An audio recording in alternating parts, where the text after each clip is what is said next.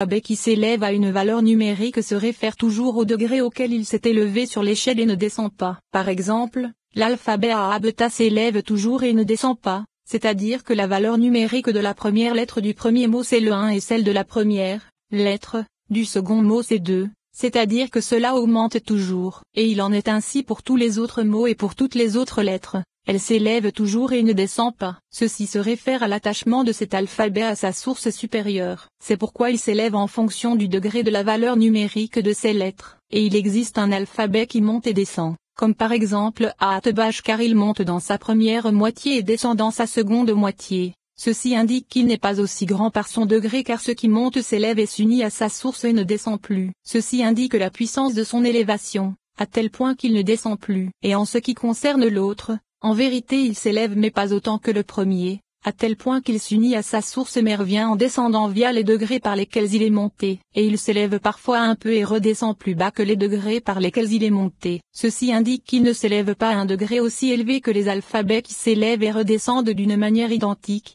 Alors d'autant moins vis-à-vis de ceux qui ne sont pas identiques et qui s'élèvent plus qu'ils ne descendent. Finalement, le sujet de l'élévation et de la descente concerne le degré de l'alphabet, et pas uniquement de l'alphabet mais également du nom qui se combine à partir de cet alphabet qui s'élève. Son degré sera plus éminent que celui d'un nom qui se combine à partir d'un alphabet qui descend comme par exemple Toshin Reshkov.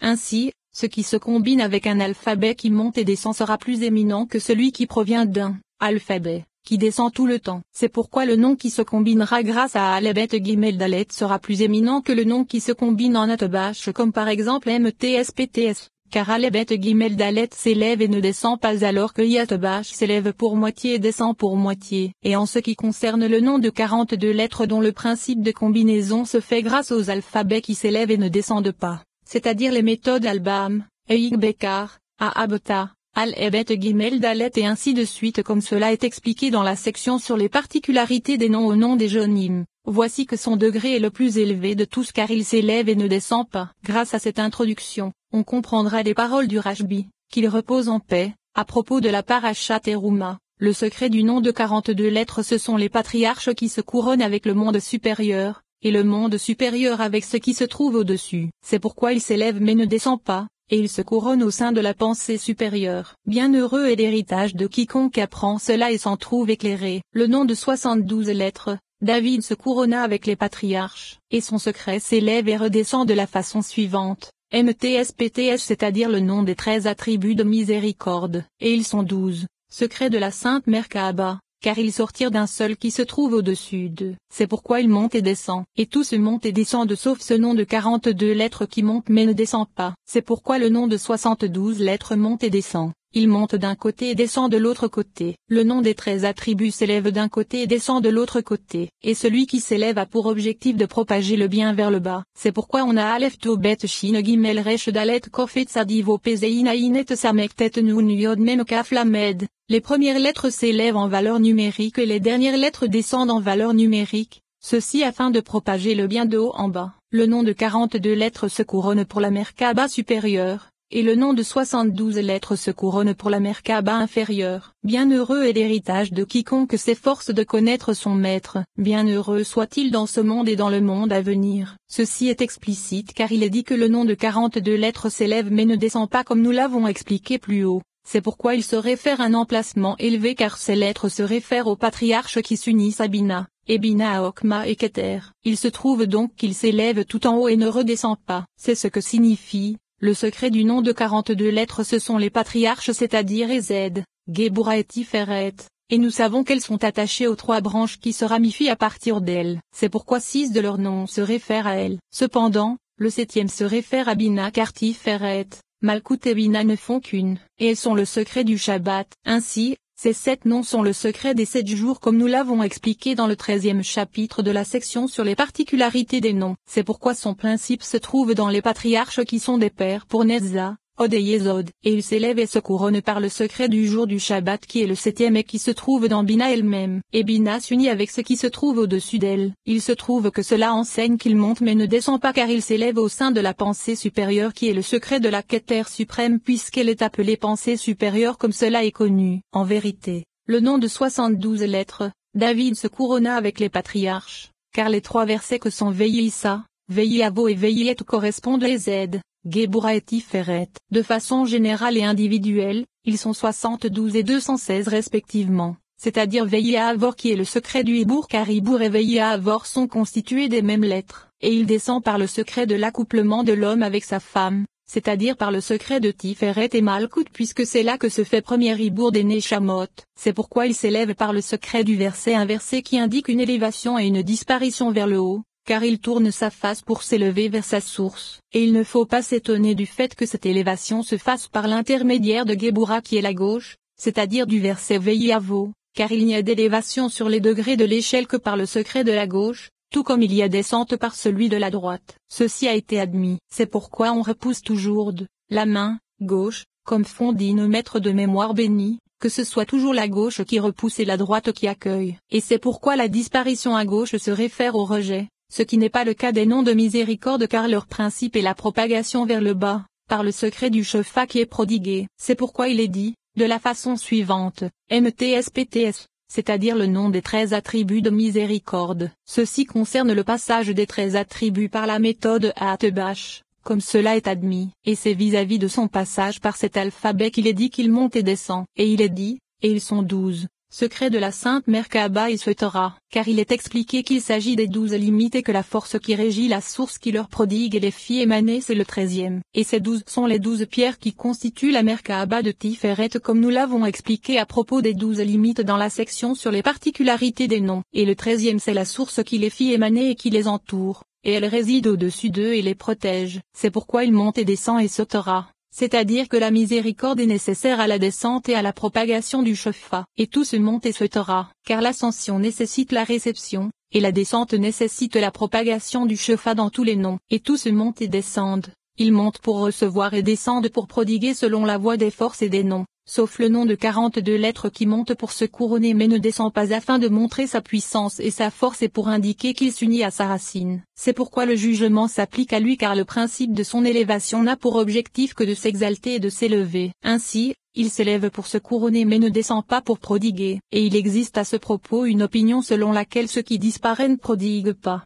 Mais il n'en est rien car le nom de 72 lettres est miséricorde et il prodigue puisqu'il monte et descend. C'est ce qu'il est dit par. C'est pourquoi le nom de 72 lettres monte et descend. Le nom des 13 attributs est sautera, car les 13 attributs appartiennent à la miséricorde. Et le secret de la miséricorde a pour objectif de prodiguer. C'est pourquoi il monte et descend. Et 72 et 13 ne forment qu'un seul sujet, car le nom de 72 lettres dépend des 12 limites qui sont 13 comme cela a été expliqué dans la section sur les particularités des noms. Et le Rashbi, qu'il repose en paix, n'a mentionné les 13 attributs que pour indiquer que le nom de 72 lettres est miséricorde et prodigue. C'est pourquoi après son élévation il redescend. Et avec cela, le reste de ce commentaire devient explicite. Ce qu'il en ressort c'est le secret des alphabets qui montent et descendent. Et ceci enseigne également que ceux qui montent le font par le secret de l'élévation. C'est pourquoi leur valeur numérique augmente. Et ceci est difficile car il aurait été approprié que l'alphabet Aleph Bet Gimel Dalet qui se réfère à l'élévation se rapportât à Malkout, par le secret de la lumière réfléchie et par le secret de la réception, et que l'alphabet Toshin Resh Kof se rapportât au secret de Tiferet, par le secret de la lumière directe et par le secret de la propagation du Shefa et de la miséricorde. Mais il n'en est pas ainsi dans les paroles du Rashbi, qu'il repose en paix, à propos du cantique des cantiques comme nous l'avons expliqué dans le chapitre précédent, car il a dit que Toshin Resh Kof se réfère à Malkout et à Al-Ebet Gimel Dalet à Tiferet. Et nous devons préciser cela car lorsque le Rashbi, qu'il repose en paix, dit que Toshin Resh Kof se réfère à Malkout et à Al-Ebet Gimel Dalet à Tiferet, ceci correspond au secret de Tumeser derrière et devant, c'est-à-dire avant la coupure d'Ève que nous avons expliqué dans le second chapitre de la section sur la diminution. C'est pourquoi ils étaient attachés dos à dos. Le mâle tourné vers le haut et vers ses racines, et la femelle vers la bas. Il se trouve ainsi que l'ordre des lettres de face c'est Aleph, Bet, Gimel, Dalet et Sotara. Et à l'arrière c'est Aleph, To, Bet, Shin et Sotara. Le mâle est dirigé vers le haut par le secret des arrières, alors que la femelle est dirigée vers le bas donc l'inverse de leur descente. Mais après la coupure, ils se réunirent face à face. Le mâle prodiguant et regardant vers le bas donc vers la femelle, et la femelle vers le haut donc vers le mâle afin de recevoir de lui. C'est pourquoi Al-Ebet Gimel Dalet se réfère au mâle et Toshin Resh Kof à la femelle, comme nous l'avons expliqué, et nous en avons terminé avec la permutation. Nous allons donc maintenant expliquer la gématria. Chapitre 8. La gématria concerne l'étude des mots dont la valeur numérique est identique, et nous pouvons diviser cela en plusieurs catégories. La première c'est le mishkal, et ceci concerne le degré de la gématria. Par exemple, Raziel a la même valeur numérique que le nom Avraham et les deux sont composés de 5 lettres, et il en est de même pour Biteyehu qui ont la même valeur numérique et sont composés de 3 lettres, et ces 3 lettres ont le même poids. Ceci est éminent car dans chacune de ces gématriotes les branches et les forces se trouvant dans un mot se retrouvent dans l'autre, mais les lettres et les forces se changent en d'autres forces. Et ceci est possible grâce à ce que nous avons écrit plus haut, et ceci est proche de ce que nous avons dit de la permutation. Et au-dessous de cette catégorie s'en trouve une autre qui est le hibour et le perou. En ce qui concerne le hibour, cela signifie que si le mot contient 3 lettres elles peuvent s'associer pour en donner 2. Comment? Par exemple dans Zévé les 2 et peuvent s'associer et devenir un yod, et on obtient Yévé. De même, dans Zéyé, le Aleph et le E peuvent s'associer pour donner un Vo, et on obtient Yehou. Ou bien dans Zéyim les 2 Yod peuvent s'associer pour donner un Kaf, et on obtient Akam. Et ceci est partiellement éminent car les lettres ne changent pas d'un point de vue de leur valeur numérique, comme cela est expliqué. Elles se dressent à leur emplacement mais 2 d'entre elles s'associent ou se dissocient. Et à partir de l'addition on connaîtra la division, tout comme à partir de la division on connaîtra l'addition. C'est pourquoi il n'est pas besoin de s'y attarder. En vérité, le sujet en est que la valeur numérique de chaque lettre est fonction de ses forces, car le nombre n'est pas 20. Ainsi, le tau possède 400 branches qui se ramifient à partir de lui, et toutes sont comme des boutons qui fleurissent, et il en est de même pour toutes les tiges qui sortent de la pure menorah sur laquelle sont fixés les 22 objets, comme nous l'avons expliqué dans la section sur les lettres. Et puisqu'il se trouve que le Aleph se réfère à Keter, sa valeur numérique 1 se réfère à un branche, alors que le tau qui se réfère à Malkout ou à un autre emplacement se réfère à 400. Ceci est évident car le Aleph se trouve à un niveau plus élevé que celui du tau. Et ceci n'est pas questionnable car une branche unique contient de nombreuses branches dissimulées en elle, tout comme le Aleph contient toutes les branches c'est-à-dire toutes les lettres comme nous l'avons expliqué dans la section sur les lettres. C'est pourquoi elles s'unissent dans le Aleph. Grâce à cela on comprendra le sujet de la gématria car elles ne forment qu'un seul sujet avec la chose qui en découle. Par exemple Ma'an a la valeur numérique de Yadonné comme cela est admis dans les paroles du Rashbi, qu'il repose en paix, car lorsque Tiferet et Malkout se joignent elles s'unissent par l'union des 26 branches se trouvant dans Tiferet, tout comme la valeur numérique du nom de 4 lettres, et des 65 branches se trouvant dans Malkout, tout comme la valeur numérique d'Adonai. Et lorsque nous voudrons les réunir, nous les rassemblerons dans le mot Sukkah, le mot Ma'an ou bien le mot Malak, car tous se réfèrent aux 91 branches de leur union. En vérité, elles ne sont pas identiques dans leur sujet, car Sukkah est plus spécifique puisqu'elle est Kaf, Vo et Samek et que ces branches révèlent le sujet auquel se réfèrent ces 2 noms. Et il en est de même lorsque l'on associera 2 des lettres en une seule, ou bien 2 mots en un seul. Voici que cette lettre ou ce nom ne s'applique pas en essence à la première lettre ou au premier mot qui était le principe de leur spiritualité. Avec ceci on en déduira ce qu'il en est lorsque le mot change totalement. Cependant, il a été enseigné que les différents types de gématria sont au nombre de 9.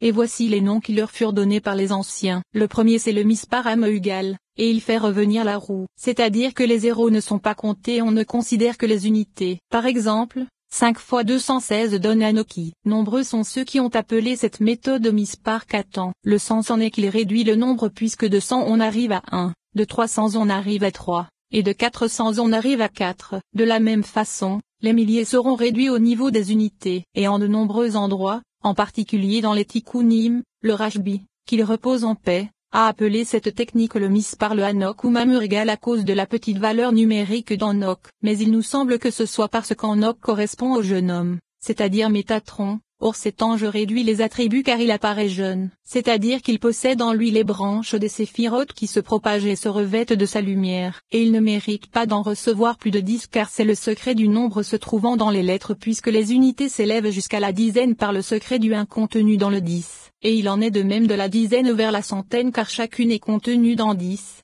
Et chacune des 10 dans 10 puisque chacune des 10 branches en contient également 10. Il se trouve qu'à partir du 1 on s'élève au 100. Et de la même façon on s'élève au 1000. Et Métatron est l'inverse de tout cela car la lumière contenue dans les ténèbres est pour lui, et il ne contient pas les attributs car il se trouve dans le monde de la division c'est-à-dire le monde de Yetzira. C'est pourquoi au contraire il diminue la valeur numérique des lettres, et ce qui brille en haut dans la séphira dans le milieu brille en bas dans Métatron dans l'unité. C'est le secret du Mispar Katan. Et à partir de là, on pourra en déduire ce qu'il